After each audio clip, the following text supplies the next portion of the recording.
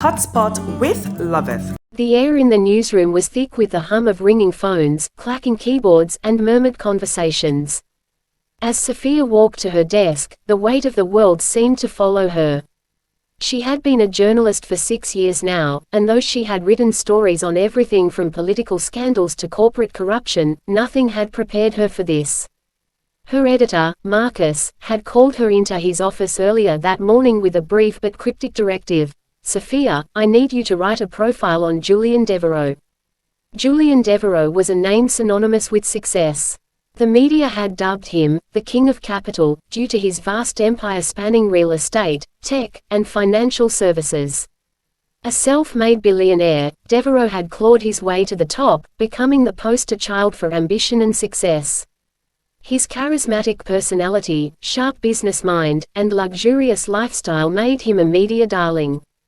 People adored him, and the public seemed eager to hear every detail of his life. Sophia, on the other hand, knew nothing about him beyond the headlines. She had never been one to follow the fortunes of the rich and famous. But as a seasoned journalist, she understood her job: get the facts, interview the people, and tell the truth. That's what her readers wanted, the truth. She quickly set to work, scheduling an interview with the businessman. Marcus's instructions were clear: give the audience a glimpse into his life. Make it personal, but stay objective. But there was more to this story than the surface. As she scrolled through her father's old journals that evening, she stumbled upon a name that made her pause, a name that had been long buried in the recesses of her memory.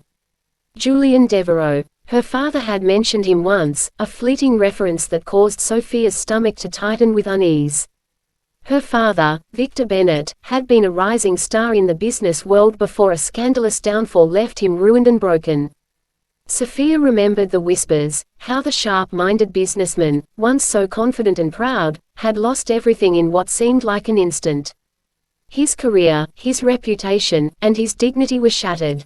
At the time, Sophia was too young to understand the details, but she had always sensed there was more to the story.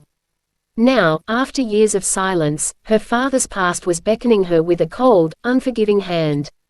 The night before her meeting with Julian Devereux, Sophia couldn't sleep.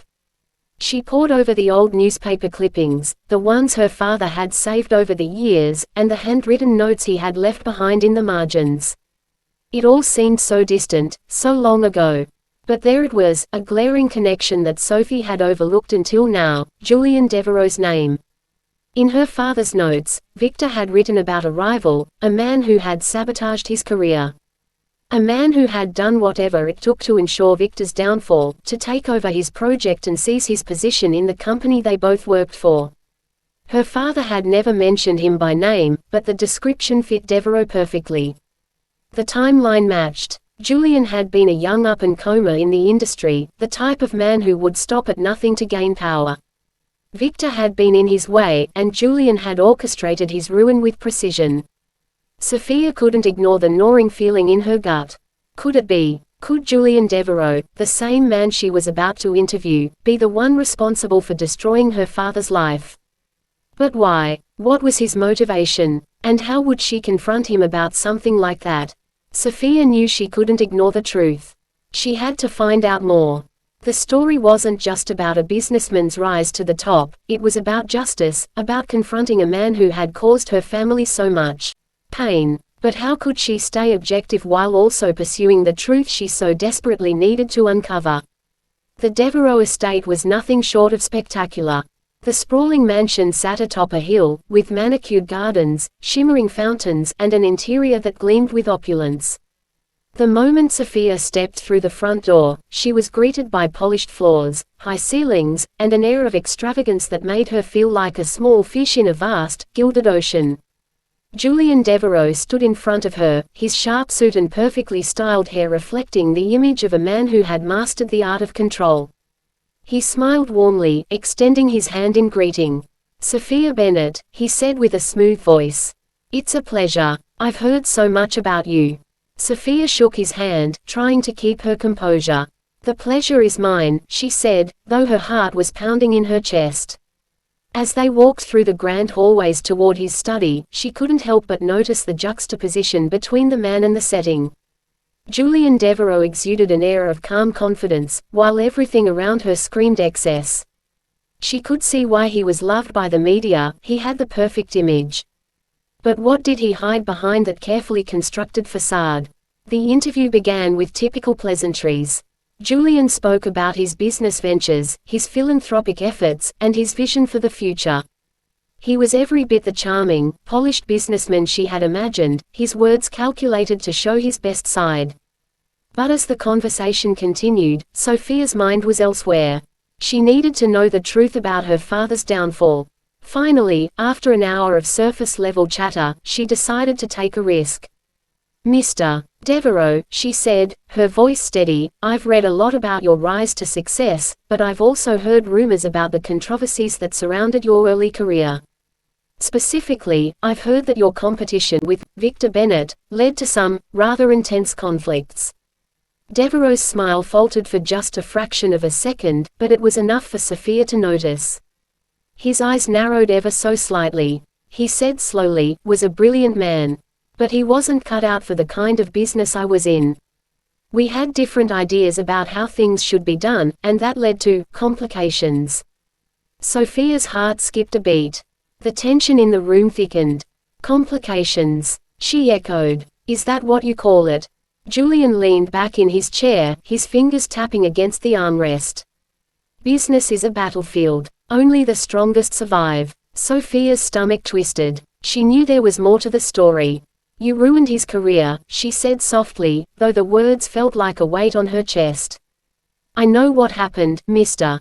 Devereux. You orchestrated his downfall to take over his position. You destroyed him." Devereux's face remained unreadable, but Sophia saw something in his eyes, something that flickered, something almost like guilt.